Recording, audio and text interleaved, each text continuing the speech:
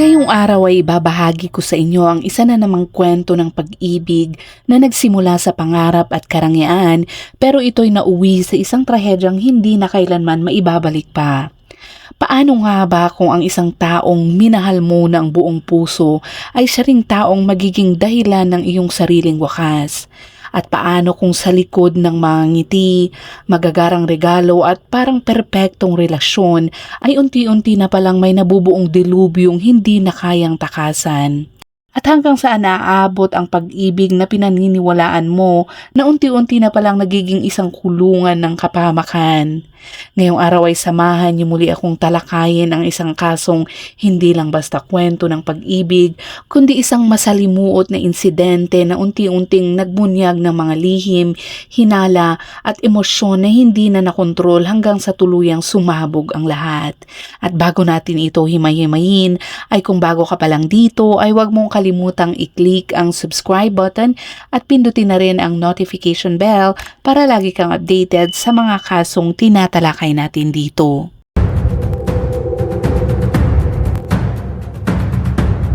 Krimen X-Files. Si Ji Xingpeng ay isang natatanging estudyante mula sa isang prestigyosong universidad, habang si Chi Kexin naman ay isang campus beauty na hinahangaan ng marami. Madalas ay pumupunta si Ji Xingpeng sa VIP sections ng mga nightclub at walang pag-aalinlangang gumagastos ito ng malaki dahil siya ay isang tagapagmana ng isang mayamang pamilya. Isang hindi inaasahang pagkikita ang nangyari doon at nakilala niya si Ji Xingpeng at doon nagsimula ang kanilang pag-iibigan. Ang kanilang pag-iibigan ay kalaunan ay nauwi sa isang kasalang tila nakatakdang maging masaya at perpekto. Ngunit hindi nila alam, ang simula ng kanilang pagsasama ay siya palang magiging simula ng isang kapalarang unti-unting babaguhin ng madilim at malagim na mga pangyayari. Naganap ang insidenteng ikukwento ko sa inyo sa Nanjing na ito ay lalawigan ng Jiangsu sa China. Ito ay isang lungsod na kilala bilang simbolo ng kultura ng Jiangnan at isa rin sa 6 na sinaunang kabisera ng bansa.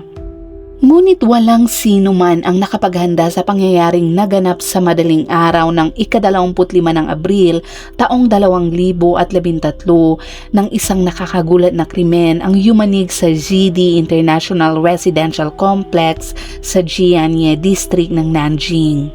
Sa araw na iyon ay isang 21 taong gulang na babae ang nasawi sa loob mismo ng kanyang tahanan. Napakasakit tingnan ng kalagayan niya sa pinangyarihan ng krimen.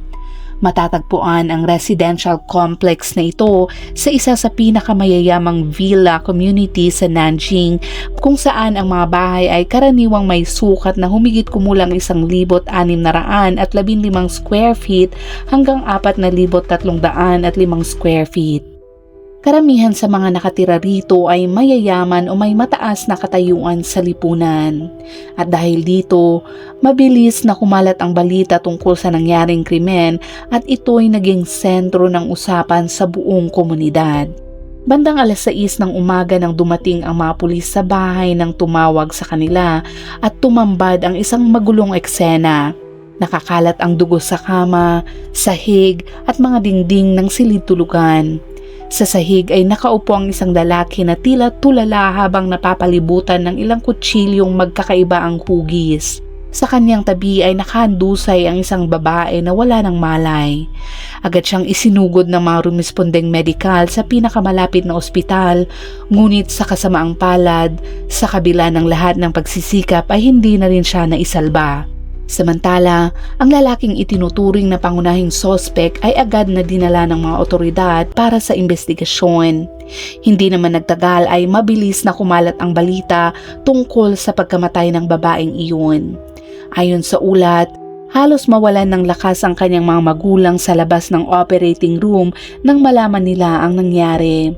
Habang nagpapatuloy ang investigasyon, kinausap ng mga pulis ang mag-asawang nasa kanilang 50 anyos na siyang nag-ulat ng insidente. Ikinuwento nila na ang nasawi ay ang kanilang manugang na si Chi Kexin. Magkakasama silang nakatira ng kanilang anak at manugang sa isang villa sa loob ng ZD International Complex. Habang halatang nasa matinding pagkabigla, ikinuwento ng mag-asawa ang mga pangyayaring humantong sa trahedya. Bandang 5:00 daw ng umaga ay nakarinig sila ng matinding pagtatalo mula sa ibabang palapag. Noong una ay inisip nilang isa lamang itong karaniwang away mag-asawa. Ngunit nagbago ang lahat nang marinig nila ang sigaw ng kanilang manugang na humihingi na ng tulong. Agad silang tumakbo pababa at natuklasang nakakandado ang pintuan ng kanilang kwarto kasama ang kanilang anak. Paulit-ulit silang kumatok at sumigaw ngunit wala pa ring sumasagot. At dahil sa matinding pag-aalala, kumuha ang ama ng isang malaking kutsilyo mula sa kusina at paulit-ulit na hinampas ang lock hanggang sa tuluyan itong mabuksan. Ngunit ang eksenang bumungad sa kanila ay nakakatindig balahibo. Hawak kasi ng kanilang anak ang isang kutsilyo at paulit-ulit nitong sinasaksak ang kanyang asawa na nakahandusay sa sahig at halos hindi na makilala ang mukha dahil sa tindi ng pinsalang tinamo nito. Sumigaw ang ama at sinubukang pigilan ang kanyang anak, ngunit tila wala itong naririnig. Dahil dito, kinagat ng ina ang braso ng kanyang anak at doon lamang ito tila bahagyang natauhan nang mapansing naroon na ang kanyang mga magulang. Sa kasamaang palad, huli na ang lahat upang mailigtas ang kanilang manugang. Ayon sa ulat ng forensic team, umabot sa 61 sugat mula sa matatalim na bagay ang natagpuan sa katawan ng kanilang manugang at karamihan sa mga ito ay nasa dibdib, tiyan at kaniyang mukha. Malalalim at magkakadikit ang mga sugat na nagpapakita ng matinding galit at pagiging marahas ng sospek sa oras ng kanyang pag-atake. 4 na kutsilyong may bahid ng dugo ang narecover sa pinangyarihan at pinaniniwala ang ginamit sa krimen. Nakilala naman ang suspect bilang si Ji Xingpeng. Matapos ang insidenteng ito, hindi makapaniwala ang kanyang mga magulang sa nangyari. Aminado silang madalas magtalo ang kanilang anak at manugang, ngunit wala naman silang narinig kamakailan na maaaring magpaliwanag kung bakit bigla itong humantong sa ganoon katinding karahasan. At habang iniimbestigahan ng mga pulis ang kaso, bumaba mula sa itaas na palapag ang isang kasambahay na may kargang umiiyak na sanggol. Nang makita ito ng ina ni Ji Xingpeng, agad niyang kinuha ang bata at tuluyang napaiyak. Doon nalaman ng lahat na ang batang babae na wala pang 1 taong gulang ay ang kanilang apo. Mas lalo nitong pinukaw ang kuryosidad ng publiko. Marami ang nagtatanong kung anong klaseng galit o alitan ang maaaring namagitan sa batang mag-asawang ito upang humantong sa isang napakasaklap na trahedya.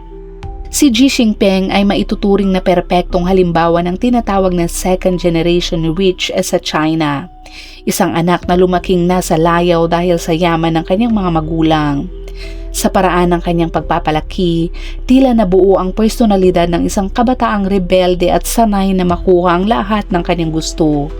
Ipinanganak siya noong taong 1989 sa Dongtai, Jiangsu Province. Nagmula siya sa isang tipikal na pamilyang unang henerasyon ng mga negosyante doon. Mula sa wala, itinayo ng kanyang mga magulang ang isang matagumpay na kumpanya ng stainless steel at nang sumigla ang industriya ng China noong unang bahagi ng dekada 2000, lumipat ang kanilang pamilya sa Nanjing at naging bahagi ng malaking paglipat ng mga mayayamang negosyante mula Suzhou patungo sa mga urban na sentro. Ngunit sa kabila ng kanilang tagumpay sa negosyo, nahirapan silang gampanan ang pagiging magulang. Habang patuloy silang kumikita at nagpapalago ng kanilang kumpanya, tila napabayaan naman nila ang wastong paggabay sa kanilang anak. Ayon sa dati niyang guro sa middle school, kahit noong kabataan pa lang ni Ji Xingpeng ay kapansin-pansin na siya sa isang prestigyosong paaralan sa Nanjing dahil palagi siyang hinahatid at sinusundo gamit ang mga mamamahaling sasakyan at lagi ring nakasuot ito ng mga mamahaling branded na gamit. Ayon sa isang kapitbahay na isa ring senior executive sa kumpanya ng ama ni Ji, halos palaging nasa biyahe para sa negosyo ang kanyang ama, habang ang kanyang ina naman ay nasa bahay lamang at abala sa paglalaro ng mahjong at pakikisalamuha sa kanyang mga kaibigan. Sa halip na paggabay at disiplina, pera ang pangunahing ibinibigay nila sa kanilang anak. Noong taong 2006, nang 17 taong gulang pa lang si G, nasangkot siya sa isang gulo sa isang mamahaling sauna sa Nanjing at tinanggihan ng serbisyo dahil sa kanyang asal. Dapat sana'y nagsilbi itong babala para sa kanya, ngunit sa halip ay inilantad nito ang malaking pagkukulang sa paraan ng kanyang pagpapalaki. Ayon sa isang pulis na humawak sa kaso noon, imbis na disiplinahin ang kanilang anak, dumating ang mga magulang ni G kasama ang isang abogado at malaking halaga ng pera upang hilingin ang kanyang paglaya. Mas nakakagulat pa rito ay matapos ang insidente, nagdaos pa umano ang pamilya ng isang selebrasyon para kay G bilang pagdiriwang sa karanasang nalampasan niya. Dahil dito, umani ng matinding batikos ang kanilang paraan ng pagharap sa problema mula sa lokal na komunidad ng mga negosyante doon. Habang lumilipas ang panahon, lalo lamang lumala ang pagiging maluho ni G. Bukod sa kanyang magarbong paggastos, ibinahagi ng manager ng isang luxury boutique na lingguhan itong namimili roon. Minsan pa nga ay gumastos siya ng 800,000 yuan na katumbas ng humigit kumulang 110,000 dolyar para lamang bumili ng isang relo upang manalo sa pustahan nila ng isang kaibigan. Isa rin siyang kilalang mukha sa mararanyang nightlife scene ng Nanjing. Madalas siyang makita sa mga sikat at mamahaling lugar tulad ng Jinling Hotel at ng 1912 Bar District. Ayon sa mga nakakakilala sa kanya, palagi niyang ipinipilit na siya ang magbabayad ng lahat ng gastusin at madalas niyang ipinapakita ang kayabangang karaniwang iniuugnay sa mga taong lumaki sa yaman. May isang artikulo ring nag-ulat na miyembro si G Xingpeng ng isang eksklusibong supercar club sa Nanjing na may napakahigpit na requirements para makapasok. Hindi sapat na magkaroon lamang ng mamahaling sports car. Kailangan ang sasakyang maihahambing sa Porsche 911 bilang minimum na requirement, bukod pa sa rekomendasyon at sponsorship mula sa isang matagal ng miyembro ng club. Dahil sa maraming antas ng pagsusuri bago makapasok, nabalutan ng misteryo at prestihyoso ang grupo at itinuring ito ng marami bilang mundo ng mga elite. Ngunit sa mga nakaraang taon, mas dumami rin ang negatibong atensyong natanggap ng mga ganitong organisasyon. Mula sa malalakas na pagpapaandar ng makina sa kalagitnaan ng gabi na nakakadistorbo sa mga residente hanggang sa mga aksidenteng nagaganap sa iligal na karera sa kalsada at paulit-ulit na paglabag sa batas trapiko, madalas silang may ugnay sa mga bansag na mayabang at pakiramdam na espesyal sila kaysa sa iba. Ayon sa mga taong malapit sa kanya, napakalaki ng yaman na nasa likod ng marangyang pamumuhay ni G Xingpeng.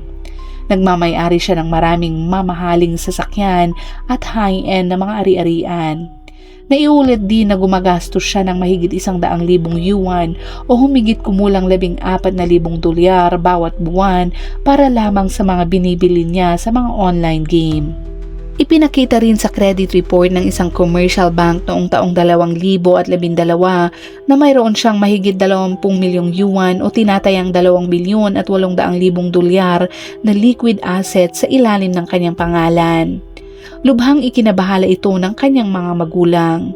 Alam nilang ang maraming taon na sobrang paglalambing at pagbibigay ng lahat ng gusto ng kanilang anak ang humubog sa ugaling mahirap ng baguhin ngayong matanda na ito.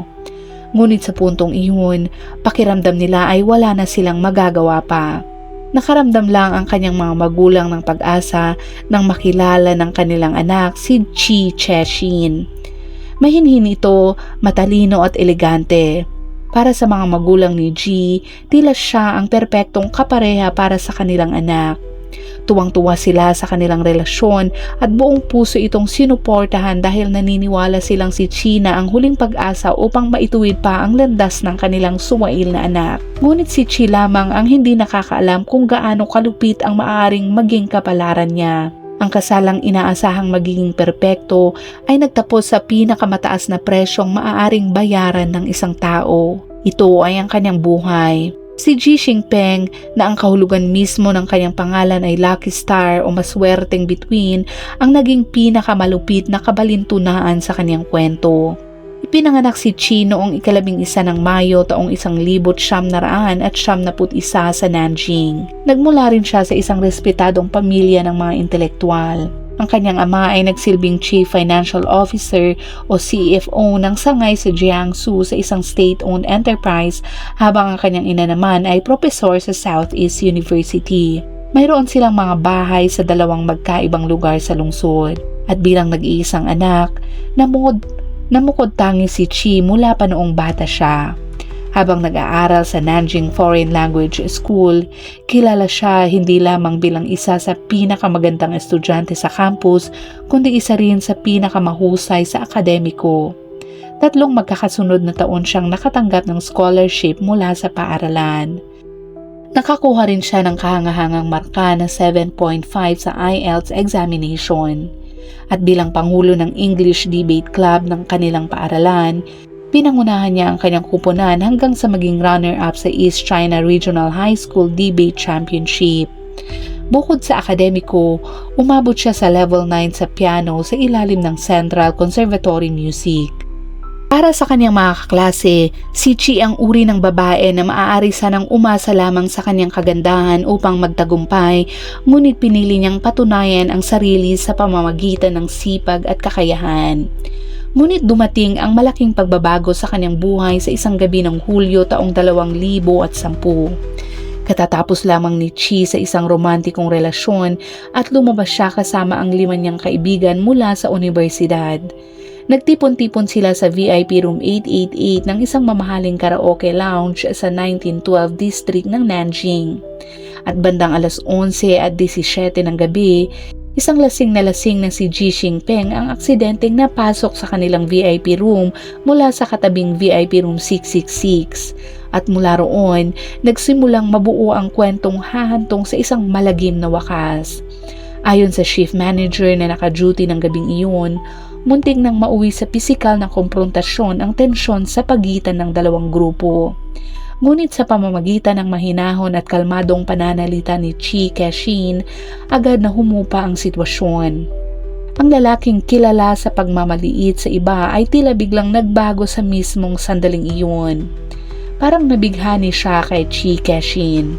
Ayon sa isang empleyado ng karaoke lounge, agad na humingi ng paumanhin si Ji at pagkatapos ay hiniling ang contact information ni Chi. Ginawa ng mayamang binata ang lahat upang mapasagot ito. Araw-araw siyang naghihintay sa labas ng campus ni Chi gamit ang iba-ibang mamahaling sasakyan. Binibigyan niya ito ng mga mamahaling regalo, mga limitadong edisyong gamit na nagkakahalaga ng 10,000 yuan at minsan pa nga ay nagrenta umano ng isang buong concert para lamang mapasaya ito. Sa panahong iyon, kagagaling lamang ni Chi Kexin sa isang masakit na hiwalayan at emosyonal pa rin ito. Pinayuhan siya ng kanyang mga malalapit na kaibigan na mag-ingat, ngunit sinabi ni Chi Kexin na magbabago si Ji Xingpeng dahil sa kanya. At sa paglipas ng panahon, opisyal nang naging magkarelasyon ang dalawa. Nang sabihin ni Chi Kexin sa kanyang mga magulang ang tungkol sa kanilang relasyon, doon unang nakaranas ng matinding hindi pagkakasundo ang kanilang pamilyang karaniwang bukas ang isip sa mga desisyon ng isa't isa. Hanggang ngayon ay malinaw pa ring naaalala ng kanyang ama ang naging pag-uusap nila bilang pamilya noong katapusan ng linggong iyon. Hindi sila aprobado sa binata. Sa kanilang pananaw, wala man lamang itong natapos na high school at halos buong araw ay ginugugol nito ang kanyang sarili sa pagpaparty at pag-aaksaya ng oras. Nahihirapan silang isipin kung paano ito magiging karapat-dapat para sa kanilang nag-iisang anak. Ngunit sa huli, pinili pa rin nilang igalang ang desisyon ni Chi at pinaalalahanan na lamang siyang mag-iingat. Dahil lubos na nahuhulog sa pag-ibig, nagsimulang ibahagi ni Chi Kexin sa social media ang mga masasayang sandali nila bilang magkasintahan. Makikita roon ang mga magagarbong pag-aalok ng rosas at champagne, matatamis na larawan habang nagbabakasyon at maging ang tattoo na pangalan ni Ji Xingpeng na ipinaukit niya malapit sa kanyang collarbone. Ang mas nakakagulat pa rito ay si Ji Xingpeng na hindi kailanman nagkaroon ng totoong trabaho ay biglang nagsimulang sumunod sa regular na schedule ng trabaho araw-araw. Tuwang-tuwa ang kanyang mga magulang sa pagbabago nito at halos lahat ng makausap nila ay pinupuri nila si Chi Kexin at itinuturing siyang maswerteng bituin ng kanilang pamilya. Ngunit nananatiling hindi mapakali ang mga magulang ni Chi. Paulit-ulit nilang pinaaalalahanan ang kanilang anak na nasa 3 taon pa lamang siya sa universidad at hindi pa natatapos sa Beijing University. At para sa kanila, masyado pang maaga upang isipin ang kasal. Ngunit isang tawag sa telepono noong tagsibol ng taong 2011 ang tuluyang nagpabago ng lahat ng plano. Sa panahong iyon ay buntis na pala si Chi Kexin. Nakapagpasya na siya at gusto niyang makasama si Xi Jinping at panagutan ang buhay na lumalaki sa kanyang sinapupunan. Ito rin ang naging pinakamahalagang dahilan na ginamit niya upang kumbinsihin ang kanyang mga magulang. At dahil wala na silang ibang magawa, napilitan silang tanggapin ang sitwasyon. Bumalik si Chi Kexin sa kanyang universidad upang asikasuhin ang mga dokumentong kailangan para sa kanyang pag-alis sa paaralan. Sa kabila ng paulit-ulit na pakiusap ng kanyang mga professor na ipagpatuloy niya ang kanyang pag-aaral, matatag niyang isinumite ang kanyang withdrawal request. Hanggang ngayon ay naaalala pa ng kanyang academic advisor ang tagpong iyon.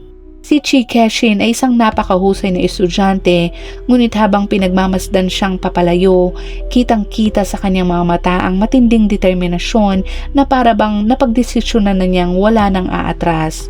Noong Hulyo taong 2012, ginanap ang kanilang marangyang kasal sa isang 5-bituing hotel sa Nanjing. Ayon sa mga ulat, umabot sa 10 milyong yuan ang ginastos para rito. Habang naglalakad si Chi Kexin sa aisle, suot ang isang gown na napapalibutan ng Swarovski crystal, walang sino man ang makapaghihinala na ang tila perpektong pagsasamang iyon ay magtatapos sa isang napakasaklap na trahedya makalipas lamang ang 9 na buwan. Hindi naman nagtagal, nagsimulang lumitaw ang madilim na bahagi ng kanilang buhay mag-asawa. Ayon sa mga gwardya ng kanilang residential complex, madalas marinig sa kalaliman ng gabi ang malalakas na pagtatalo ng mag-asawa. Ang mas nakakatakot pa rito, ang mensaheng ipinost ni Chi Kexin sa isang pribadong group chat kasama ang kanyang mga malalapit na kaibigan 1 linggo bago ang insidente. Ikinuwento niya sa kanila na kung sakaling may mangyari sa kanya balang araw, sigurado siyang hindi iyon aksidente. Sa katunayan, matagal nang may mga babalang senyales sa kanilang relasyon bago pa man sila ikasal. Noong Marso taong 2012, nagkataong nakita ni Xi Jinping ang isang mensahe sa QQ account ni Chi Kexin kung saan may tumawag sa kanya gamit ang isang malambing na tawag na karaniwang ginagamit ng magkasintahan. Agad itong ikinagalit ni Xi at matapos ang isang mainit na pagtatalo, lumabas siya ng bahay ng puno ng galit.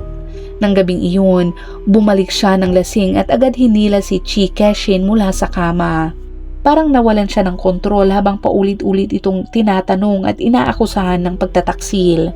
At kahit anong paliwanag ang gawin ni Chi, hindi ito pinapakinggan ni Xi. Sa gitna ng kanyang galit, sinaktan niya si Chi sa mukha.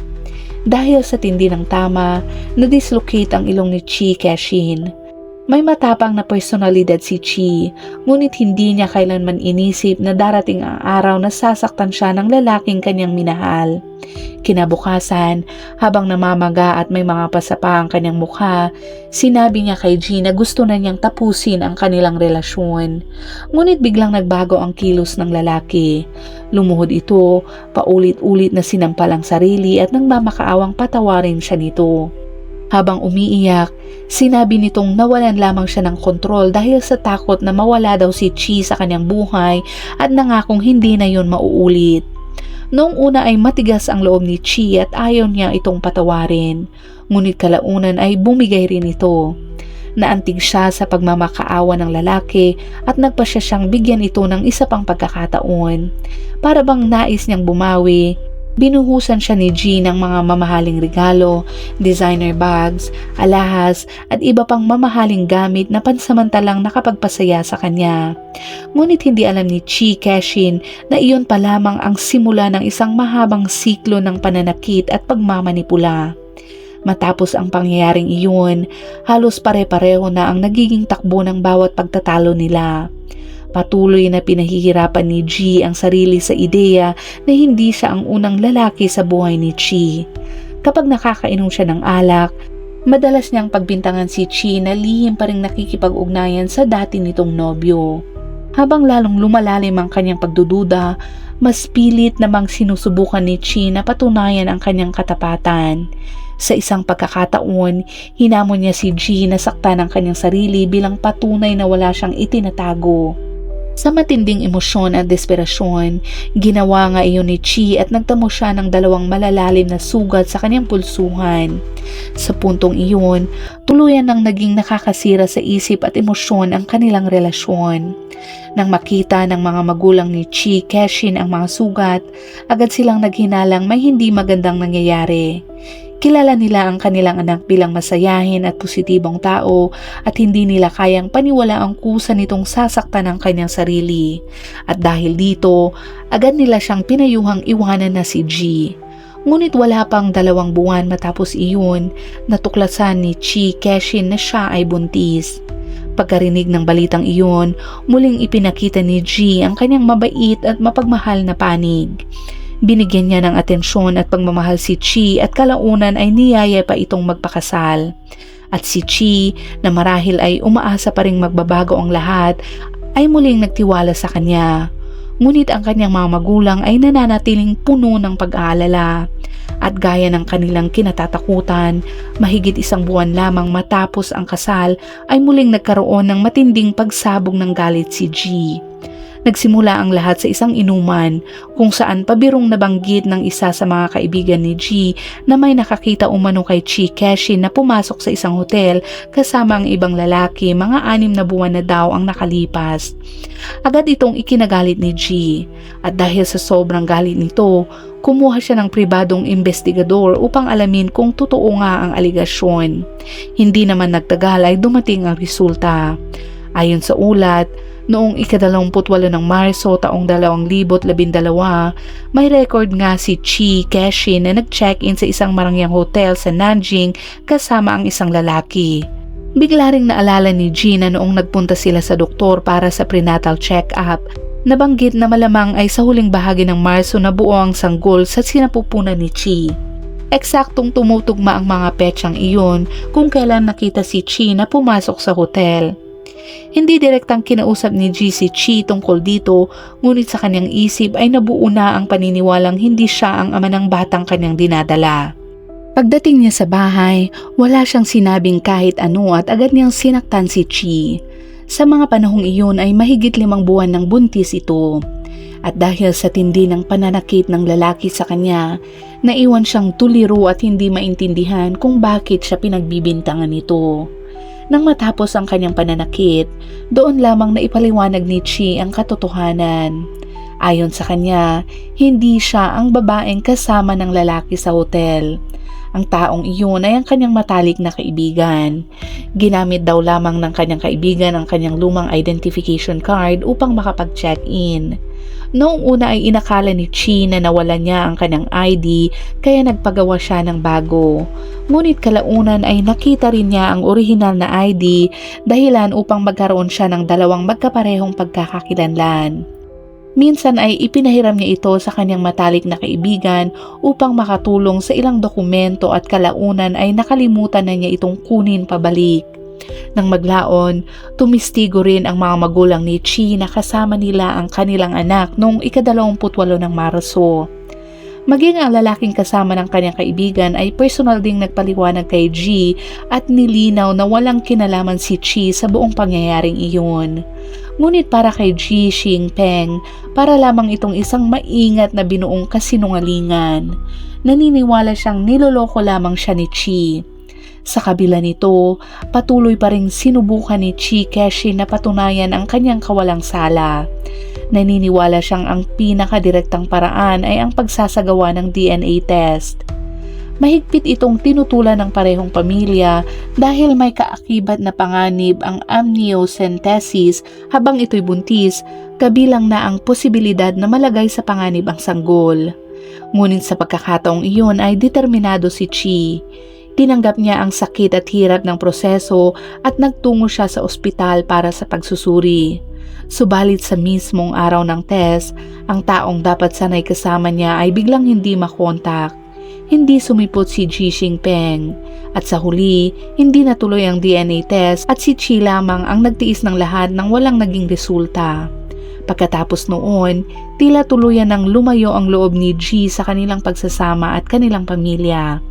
Madalas na siyang hindi umuwi ng gabi at ito'y lubhang nakakasakit kay Chi. Pero kahit ganon, pinili niyang magtiis upang hindi maapektuhan ang batang kanyang dinadala. Kapag hindi na niya kaya ang bigat ng kanyang nararamdaman, isinusulat na lamang niya ito sa kanyang journal. Mula sa kanyang mga isinulat, malinaw na buong pagbubuntis niyang tiniis ang matinding emosyonal na paghihirap. At habang lumilipas ang mga araw, dumating ang Enero ng taong 2013 at sa wakas ay isinilang ni Chi Kexin ang isang sanggol na babae. Sa maikling panahon, tila nagdala ng init at saya ang munting bata sa tahanang matagal nang nababalot ng tensyon. Bahagyang gumanda ang relasyon nilang mag-asawa at umasa pa si Chi na baka ang pagiging ama ay tuluyan ng magpapabago kay Ji. Ngunit may isa na naman siyang matutuklasan na sisira sa pag-asang iyon. Hindi nagtagal matapos ang pagdiriwang para sa unang buwan ng kanilang anak, nakakita siya ng isang medical report sa kanilang bahay. Ayon sa dokumento, positibo si Ji Xingpeng sa isang sexually transmitted disease. Doon ay tuluyang bumagsak ang kanyang loob. Alam niyang maaaring makahawa ang naturang sakit at agad niyang naisip ang kanilang maliit na anak. Sa unang pagkakataon, seryoso niyang pinag-isipan ang diborsyo. Sa wakas ay naglakas loob siyang sabihin ang lahat sa kanyang mga magulang. Bagamat labis silang nasaktan para sa kanilang anak, buong puso nila itong sinuportahan sa kanyang desisyon at nagsimulang magplano kung paano siya makakaalis sa sitwasyon. Plano nilang ibenta ang isa sa kanilang 2 ari-arian upang matulungan si Chi na makapagtayo ng isang nail salon. Sa ganitong paraan, magkakaroon siya ng kanyang sariling pagkakakitaan habang naaalagaan pa niya ang kanyang anak. Dahil dito, sinabi ni Chi Kexin na nais na niyang makipaghiwalay. Pero nang malaman ito, personal na pumunta sa kanilang bahay ang mga magulang ni Ji upang humingi ng tawad para sa kanilang anak. Sinabi nilang nasasaktan sila sa ideyang lalaki ang kanilang apo sa isang pamilyang hiwalay ang mga magulang. Nagmakaawa sila kay Chi na hintayin muna ang pagdiriwang ng unang 100 araw ng sanggol bago ito gumawa ng pinal na desisyon. At dahil naman sa kabutihang ipinakita ng mga ito sa kanya noon, pumayag si Chi na ipagpaliban muna ang diborsyo. Ngunit 1 linggo lamang matapos ang pagdiriwang ng ika-100 araw ng kanilang anak, dumating ang trahedya. Noong gabi ng ika-24 ng Abril gaya ng nakasanayan, lumabas si Ji Xingpeng upang maglibang sa isang nightclub. Pagkaraan ng ilang inumin, may isang taong hindi niya kasundo na nagbiro habang lasing. Ikinuwento nito na baka dapat niyang pag-isipang mabuti kung anak nga ba talaga niya ang batang babae dahil hindi raw niya ito kamukha. May isa pang nakisali at may nakangising nagpayo na dapat siyang mag-ingat dahil baka daw niloloko lamang siya ng kanyang asawa. Agad namang nagtawanan ang buong grupo. Pero sa sandaling iyon, labis nang nararamdaman ni Ji Xingpeng na siya ay napapahiya. At matapos niya silang pagmumurahin, galit na galit siyang umalis sa nightclub. Bandang 3:15 ng madaling araw, nahagip ng CCTV ang kanyang pagdating sa kanilang bahay. Makikita sa video na lasing siya habang sinisipa ang pintuan ng kanilang silid. Sa kanyang kamay ay may hawak siyang matalim na bagay na kumikislap sa ilalim ng liwanag ng buwan. Habang nagwawala sa galit, paulit-ulit niyang hinihingi ang sagot kung sino raw ang tunay na ama ng bata. Takot na sinubukan ni Chi Kexin na magpaliwanag. Ngunit nalunod ang kanyang mga salita sa walang kontrol na pag-atake ng kanyang asawa. Nang maglaon, ipinakita ng forensic report na ang 22 taong gulang na ina ay nagtamo ng mahigit 60 sugat mula sa matatalim na bagay. Ang ikinamatay niya ay ang sugat na tumama sa kanyang puso at mas lalong nakakadurog ng damdamin ang isang detalye. Nasa katabing silid lamang ang kanyang biyenan noong mga oras na iyon. Narinig nila ang desperadong paghingi niya ng tulong, ngunit hindi nila nagawang pigilan ang pangyayari. Sa paglilitis, umiiyak na ikinuwento ng ina ni Ji Xingpeng na tila hindi na niya makilala ang sariling anak sa mga sandaling iyon. Para raw itong taong nawalan na ng sarili at tuluyang nalunod sa kanyang galit. Noong ika-4 ng Nobyembre taong 2013, formal na nilitis sa Nanjing Intermediate People's Court ang kaso. Sa mismong paglilitis ay sinubukan ni Ji Xingpeng ang iba't ibang hakbang para takasan ang kanyang kaparusahan. Una, binawi niya ang dati niyang pag-amin at iginiit na sa gitna ng pagtatalo ay si Chi Kexin daw umano ang unang kumuha ng kutsilyo sa kusina at siya raw ay kumilos lamang para sa sariling depensa matapos maagaw ang kutsilyo mula rito at makakuha pa ng 3 pang patalim. Sumunod, humiling siya ng psychiatric evaluation sa pag-asang mapapatunayang wala siya sa kanyang tamang pag-iisip at sa gayon ay makaiwas sa pananagutang kriminal. Ngunit matapos ang pagsusuri ng isang kilalang ospital sa Nanjing, lumabas na wala siyang anumang sakit sa pag-iisip at ganap siyang may kakayahang panagutan ang kanyang mga ginawa. Malinaw na nabigo ang planong ito at halatang nadismaya siya sa naging resulta. Ang kanyang huling hakbang ay ang pag-angkin na kusa siyang sumuko upang mabawasan ang kanyang parusa. Ngunit sa investigasyon, lumabas na hindi siya ang tumawag sa mga otoridad. Ang tumawag ay ang kanyang ama at kahit sa oras ng pagtawag, ipinagpatuloy pa rin niya ang pananakit kay Chi Kexin kaya hindi ito itinuring ng batas bilang voluntaryong pagsuko. Noong ika-18 ng Abril taong 2014, inilabas ng Nanjing Intermediate People's Court ang hatol sa unang paglilitis. Si Ji Xingpeng ay hinatulan ng kamatayan na may 2 taong reprieve, tuluyang binawi ang kanyang karapatang politikal habang buhay at pinagbawalan sa anumang posibilidad ng pagbabawas ng sentensya sa hinaharap. Sa pagbagsak ng martilyo ng hukom, nagliyab ang emosyon sa loob ng korte. Ang ina ni Chi Kexin sa sobrang pigati ay halos sumugod sa pwesto ng akusado habang umiiyak at sumisigaw. Humihiling na ibalik sa kanya ang kanyang anak at kinu-question kung ito ba talaga ang hustisyang nararapat para sa kanya.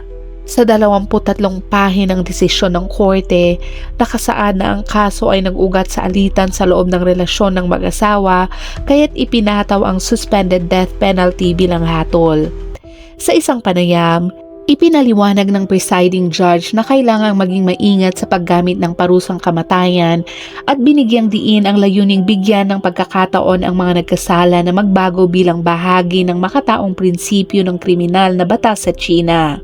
Ngunit ang pagkakataong iyon ay tuluyang sinayang ni Ji Xingpeng mismo. Noong Marso ng taong 2015, isang insidente lamang ang nagpasiklab ng bagong karahasan sa loob ng kulungan nang pabiro lamang na binuksan ng isa niyang kapwa bilanggo ang volume ng telebisyon ng kaunti. Sa matinding galit, binuhusan ni Ji ng bagong init na gatas ang mukha ng nasabing bilanggo na nagdulot ng second-degree burn sa mukha nito at sa leeg at nag-iwan ng permanenteng peklat sa kanya. Dahil dito, siya ay pinatawan ng 15 araw na solitary confinement. Ngunit ito pa lamang ang simula ng sunod-sunod na karahasang kanyang ginawa sa loob ng kulungan. Noong taong 2016, lalo pang lumala ang kanyang pag-uugali sa nakakabiglang antas.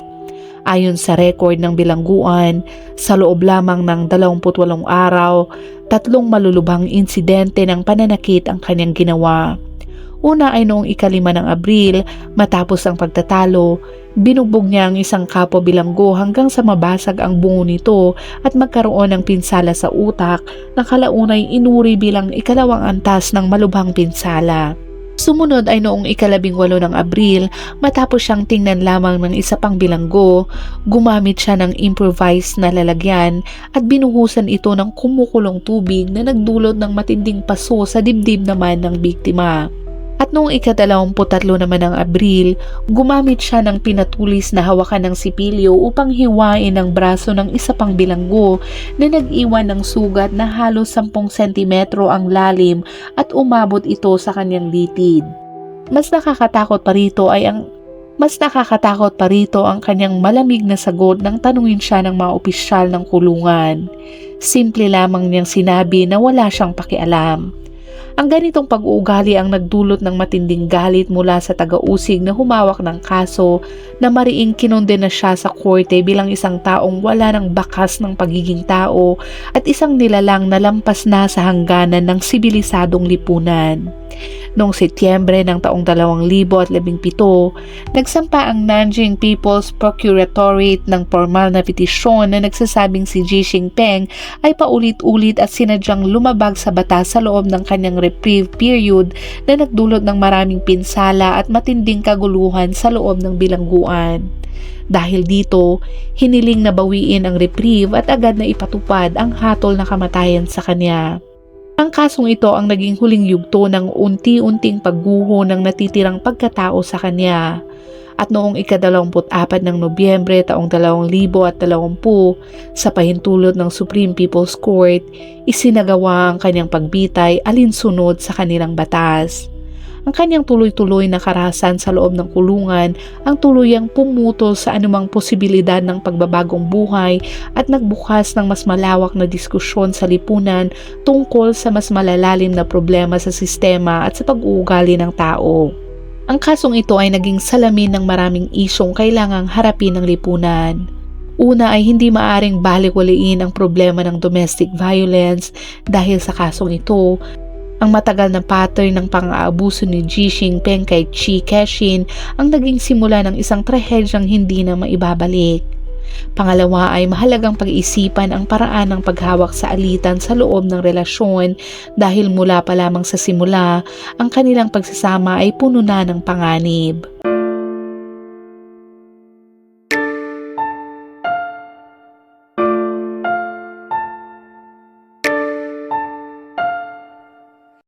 At dyan nagtatapos ang kasong tinalakay natin ngayon. At gaya ng dati, kung umabot ka sa dulo ng videong ito ay huwag mong kalimutang i-comment naman kung saan at anong oras mo ito napanood para alam namin kung saan umabot ang videong ito.